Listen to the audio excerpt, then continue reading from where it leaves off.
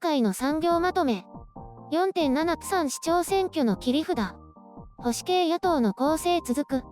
万博誘致に金融都市。韓国では4月7日に行われる釜山市長補欠選挙を念頭に置いて、与野党間では支持率獲得のために新空港建設など様々な公約を持ち出しています。その中で登場したのは新空港建設予定地である釜山の花dok島と九州をつなぐという日韓海底トンネル公約です。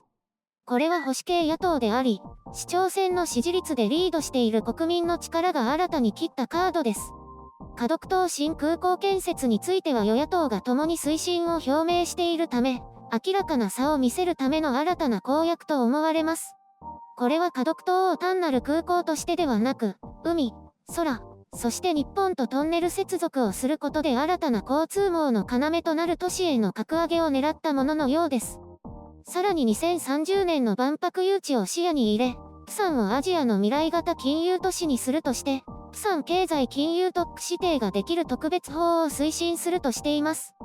こうした特別法については与野党が合意のもとに処理されるよう努力するとして、地域活性化に焦点を当てていると強調しています。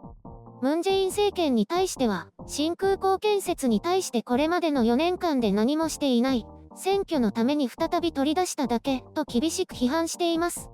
仮にこれらが実現すれば、多くの雇用を創出することとなり、首都一極集中からの脱却や韓国経済低迷打破のきっかけになると前向きな評価も多く見られます。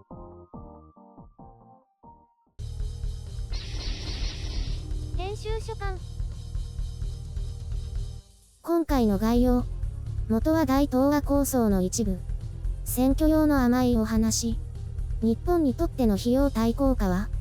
日韓海底トンネル構想の発端は戦前の大東亜縦貫鉄道構想が元とされていて、これは最終的には中国から東南アジアまで接続するという膨大な構想だったようです。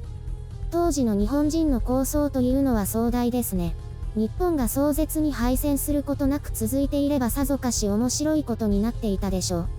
これが1980年頃から日韓の保守政治家の間で盛り上がって再燃し、具体的な構想を練り直したとされています。その後、実現に向けて少しずつ歩を進めてきましたが、韓国側から経済性に乏しい、要するに韓国側のメリットはないとして拒絶されていたようですね。韓国の議員の話を聞くと壮大な計画のように思えるかもしれませんが、当初の東南アジアやシベリア鉄道接続と比較するとかなり小さいです。結局南北鉄道も接続できず、最終島への海底トンネルも掘れない国の右派が、人気取りのために発言したように思いますね。ただ、釜山の人にしてみれば、ソウルに肩を並べる大都市にまで格上げされるかもしれないという期待感を持つでしょうから、支持率獲得には効果があると思います。今の日韓関係や建設費用の問題、災害リスクなど現実的なことを考えればちょっと無理な話だと思いますけどね。韓国側からはよりによって右派のイ・ミョンバク政権時に完全に押しつぶされたことになっていますが、トンネルの夢は地方都市では消えていなかったようですね。イ・ミョンバク以降も市長選のたびにこうした話は聞こえては消えというのを繰り返していたようです。ただ、今回は韓国政界のドン、キム・ジョンインが動いたことから期待感が高まっているというのもあるようですね。もちろん日本側の都合は全く考えていないわけですけれども、選挙なので、そういったことは勝ってから、ということなんでしょうね。様々な報道をまとめている中で感じたのは、本当に選挙での勝利に導くには十分な内容だな、ということです。ムン・ジェイン政権が新空港建設を選挙での出しに使ったと批判していましたが、これも同じ香りがしますね。韓国の昨年の GDP は微減で済みましたが、半導体公共のおかげであって、韓国の、特に地方都市の経済は完全に冷え込んでいます。正直ムン・ジェイン政権が今後これを打開するという期待感は全くないですし、次の大統領が出てきてもソウル一極集中は変わらない。そんな中でこうした明らかな甘い言葉であっても、地域活性化への大きな期待を持たせることができるというのはすごいなと感じましたね。日本が、韓国が、というのを抜きにして、このキム・ジョンインというおじいさんの手腕には目を見張るものがあります。かつての小沢一郎みたいですね。今は完全にしょぼくれて名前すら聞きませんが、まだニコニコとか出てます？当然問題は日本にとってのメリットがどれほどあるかということです。寂れた地方都市プサンとつなげたとして、それでどうなるというツッコミが必ず入りますよね。今の日韓関係を考えると、本当に背筋がゾゾッとする計画ですが、韓国保守系の一部は親日派も多いというのもポイントです。私としては九州の人たちの意見も聞いてみたいところですね。このトンネルによってどれほどのメリットがあるのか。あとは日本側の経済効果試算ですね。莫大な費用をかけてやるメリットがあるのかどうか。あの距離だと相当な時間がかかりますよね。仮に鉄道を敷いたとしてもソウルまでしか繋がらないし、プサンとしては経由地になりたくないから鉄道接続もしたくないでしょうし。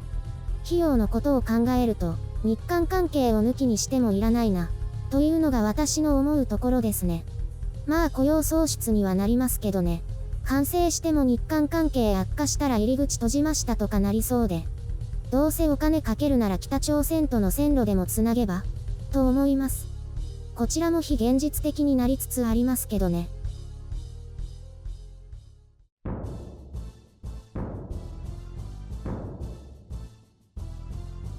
海底トンネルって怖いですね。地震あったら生き埋めですよね。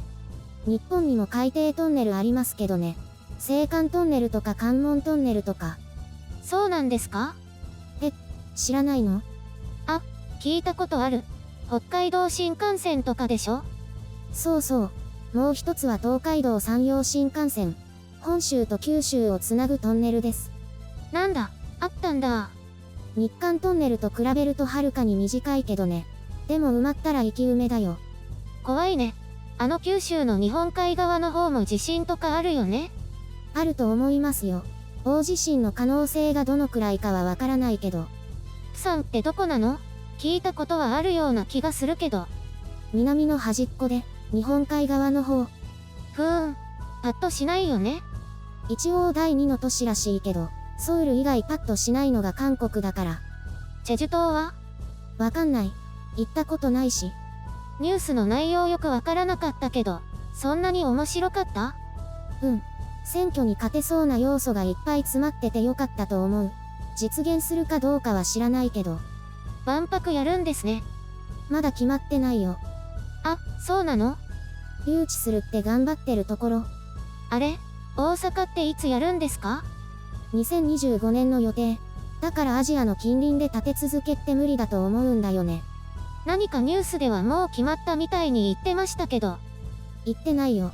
韓国の地元メディアが盛り上がってるだけで、可能性があるかどうかもまだ全然わからない状態。なんだ。じゃあほとんど嘘っていうか、適当なこと言ってるだけじゃない？そうかもしれないけどね。でもそういう未来への期待感みたいなのが票につながると思いますけどね。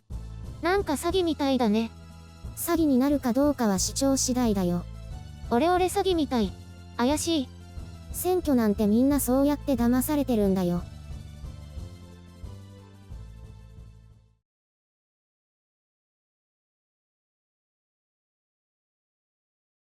一人暮らしでテレワークしているとね、丸一日誰とも会話をしない日があるの。そりゃそうだよね。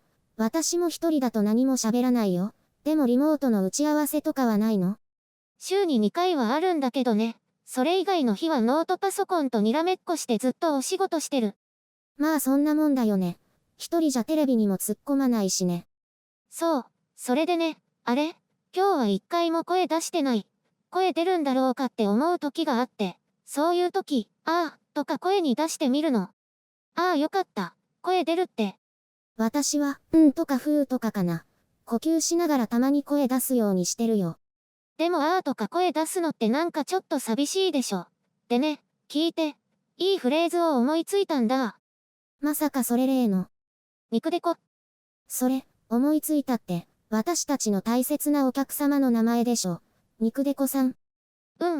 そうなんだけどね。なんか肉デコってフレーズ？音？がとても気に入っちゃって、知らないうちに肉デコって口から出てくるんだよね。肉デコって声を出すとなんか気分がリフレッシュするよ。肉デコってアクセントつけずに早口に言うのがポイントね。